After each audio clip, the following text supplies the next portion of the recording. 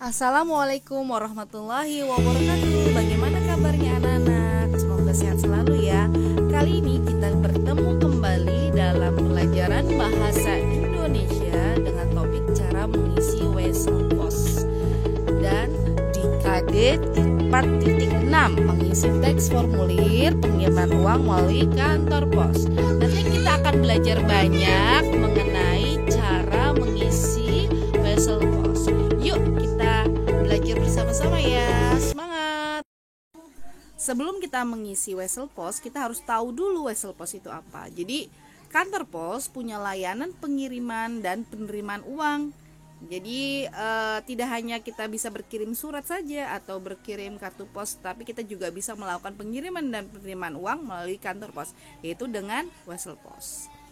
Jenis wesel pos ada dua, ada layanan domestik dan layanan luar negeri atau internasional.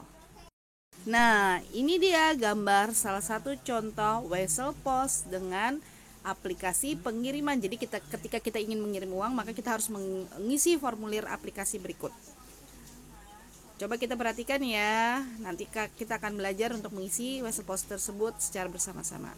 Nah, anak-anak, kenapa sih harus melalui wesel pos untuk mengirim dan menerima uang? Bukankah cukup mudah dengan menggunakan ATM transfer atau dengan metode uang non tunai?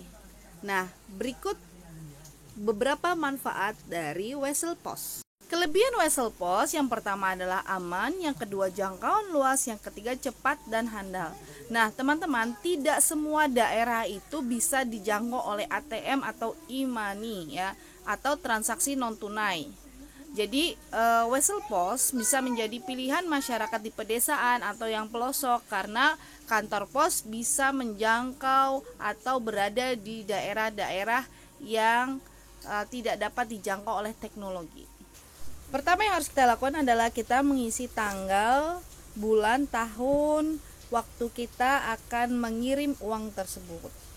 Jika sudah, maka kita harus menulis kiriman uang sebesar, maka ini ditulis dengan nominal. Misalnya kirimnya 1 juta, maka tulis angka 1 dan nolnya 3. Ada tulisan terbilang, maka kalian harus mengisi, misalnya tadi mengirim 1 juta rupiah, maka kalian harus mengisi dengan tulisan huruf SATU ya, 1 juta rupiah dengan tulisan huruf. Kemudian dikirim oleh pengirimnya siapa? Apakah Bu Ari? Misalnya Bu Ari, Ari Yulianingrum, kemudian tuliskan di bawahnya alamat lengkap beserta kode pos.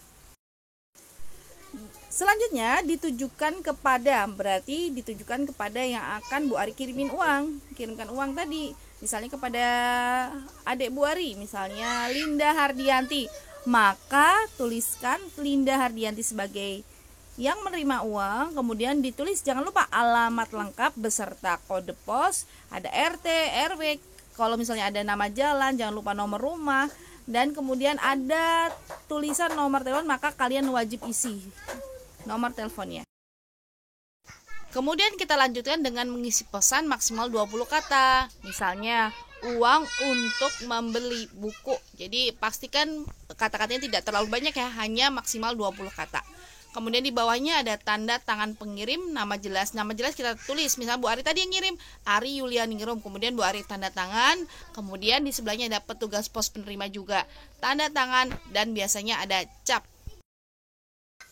Untuk biaya kirim, kalian bisa bertanya kepada petugas kantor pos, kemudian kalian mengisi biaya kirim tersebut. Jangan lupa ya anak-anak, kalian harus cermat dalam mengisi wesel pos. Jumlahnya, kemudian alamat penerima, kemudian pesannya jangan sampai salah. Kita harus teliti dan usahakan tulisan harus rapi dan jelas sehingga bisa dibaca oleh petugas pos.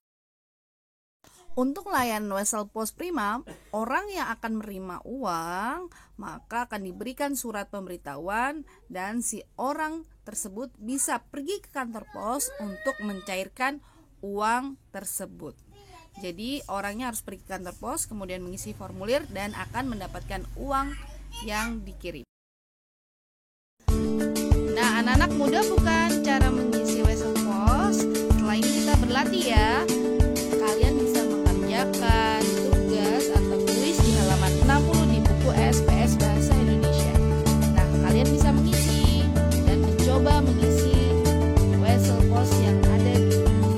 Selamat mengerjakan. Alhamdulillahirobbilalamin, kita telah menyelesaikan pelajaran kita kali ini. Kita telah belajar bersama melalui video pembelajaran. Semoga bermanfaat anak-anak. Jangan lupa ya, sholat, mengaji, bantu